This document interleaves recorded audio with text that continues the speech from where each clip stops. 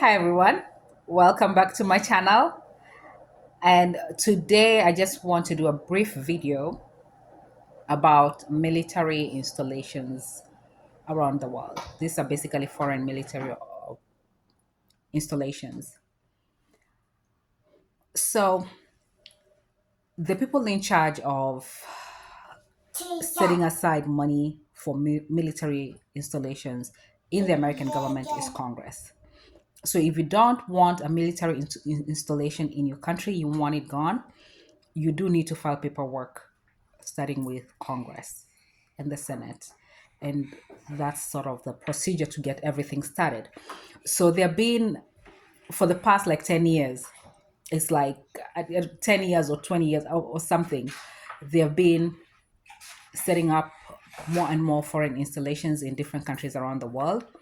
Of course, there is the ocean, access to the ocean, access to airports and things like that come into play, basically geographical issues. And the problem is there's no public participation in this military installation process in the countries where this, mostly the US, the UK, and including China, where they're installing these military bases, there's no public participation in those countries. So it's all this is done in secrecy, hush hush, and people are paid off. People are paid money to not to talk about this, but there needs to be public participation to avoid what is currently beginning, and it's gonna happen. People demanding America and the UK to remove their soldiers from their countries.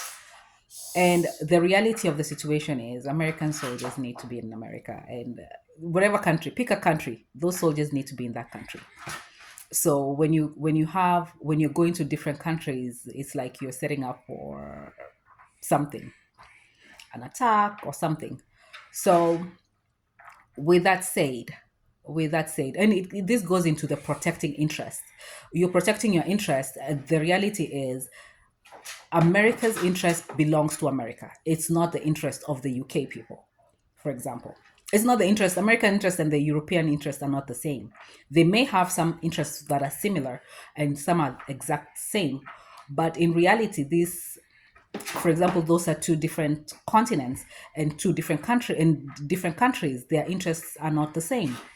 With that said, there are so many new military installations in Africa, and I'm assuming if it's happening in Africa, it's happening in other parts of the world, and locals don't want these military installations there. And this also goes down to, this is why there needs to be public participation, because this also goes down to your enemy is not my enemy.